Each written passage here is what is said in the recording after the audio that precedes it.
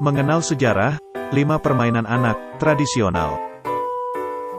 Sebelum kemunculan video game dan smartphone, permainan tradisional adalah hiburan utama para anak kecil di masanya. Kamu yang lahir di awal tahun 2000-an mungkin masih sedikit merasakan serunya petak umpet atau bermain layang-layang. Namun generasi setelahnya lebih akrab dengan video game, game online, dan aplikasi game di smartphone. Dalam rangka memperingati Hari Anak Nasional yang jatuh pada tanggal 23 Juli setiap tahunnya, mari mengingat lagi beberapa permainan anak tradisional yang makin hilang di gerus zaman. Ternyata, di balik serunya 7 permainan anak tradisional ini, ada sejarah yang menarik. Sebelum saya bahas lebih lanjut, alangkah baiknya kalian tekan subscribe, like, dan komen, kemudian nyalakan tombol notifikasinya agar kalian tidak ketinggalan dengan informasi menarik dari channel ini. 1. Petak umpet. Siapa yang dulu sempat ketagihan main petak umpet?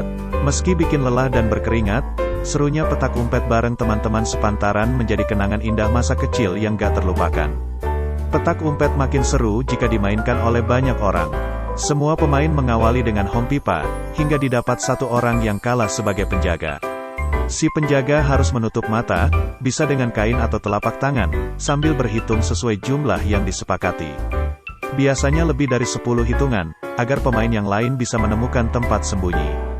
Jika si penjaga menemukan pemain yang bersembunyi, mereka harus adu cepat kembali ke pos awal lalu meneriakkan kata home.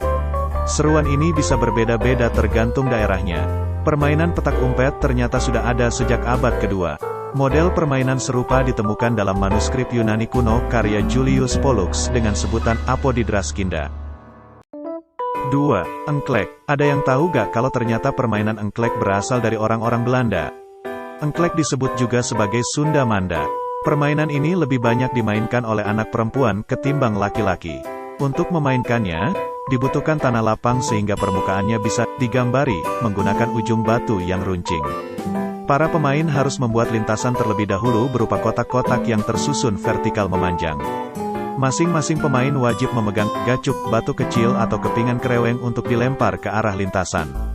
Selanjutnya, pemain harus melompat dari satu kotak ke kotak lain dengan satu kaki saja.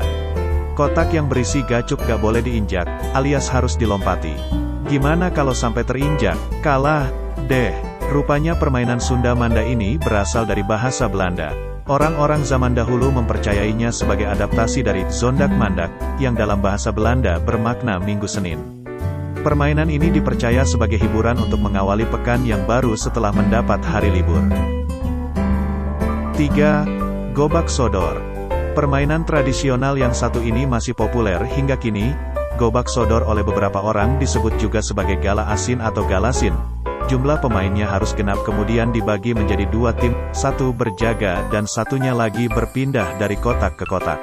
Lintasan permainan Gobak Sodor dibuat berupa kotak-kotak lebar bergaris. Tim yang berjaga hanya boleh berada tepat di garis. Mereka bertugas menghadang tim lawan yang akan berpindah dari kotak ke kotak menuju garis finish. Kisah nenek moyang yang diwariskan dari mulut ke mulut mengisahkan permainan Gobak Sodor sebagai ajang latihan para prajurit di masa lampau. Kata gobak sendiri bermakna bergerak bebas, sementara sodor adalah tombak para prajurit di tanah Jawa pada zaman dahulu menggunakan permainan sodoran sebagai ajang latihan. Tombak yang dipakai tentu saja gak bermata, agar gak melukai pemain lainnya. 4. Bentengan. Gak kalah seru dari Gobak Sodor, permainan bentengan juga populer pada masanya. Jumlah pemainnya harus genap, dibagi menjadi 2 tim dengan 2 benteng utama berupa tiang atau pohon. Setiap tim bertugas menjaga bentengnya sambil berusaha menculik anggota tim lawan. Siapa yang lebih dulu tersentuh anggota tubuhnya oleh tim lawan, maka ia akan menjadi tawanan. Tawanan ini hanya bisa dibebaskan oleh teman setimnya dengan cara yang sama, yaitu menyentuh salah satu anggota tubuh. Jadi kalau sudah punya tawanan tugasnya makin banyak, nih. Harus menjaga tawanan agar gak lepas, mencari tawanan baru, dan tentu saja menjaga anggota timnya sendiri dari lawan. Sejarah permainan bentengan dipercaya berasal dari masa penjajahan. Para prajurit dan anak laki-laki memainkannya sebagai ajang berlatih dan mengasah keterampilan. 5. Congklak. Pernah merasakan serunya bermain congklak? Permainan memindahkan biji dari satu lubang ke lubang lain kini juga tersaji dalam versi digital. Tapi dijamin lebih asyik memainkan versi aslinya, loh. Congklak dipercaya orang-orang zaman dahulu sebagai permainan rakyat jelata yang diajarkan oleh pedagang Arab dan Afrika. Beberapa negara di Asia Tenggara yang merupakan jalur perdagangan barat sama-sama mengenal congklak, yaitu Malaysia dan Filipina. Rakyat jelata di masa lampau memainkan congklak dengan cara menggali lubang-lubang kecil di tanah. Mereka kemudian memanfaatkan biji-biji tumbuhan atau batu kecil. Nah, itulah tadi 5 sejarah permainan anak tradisional yang harus kita kembangkan dan kita lestarikan. Terima kasih, semoga channel ini bisa bermanfaat, dan nantikan lagi informasi-informasi menarik dari channel ini.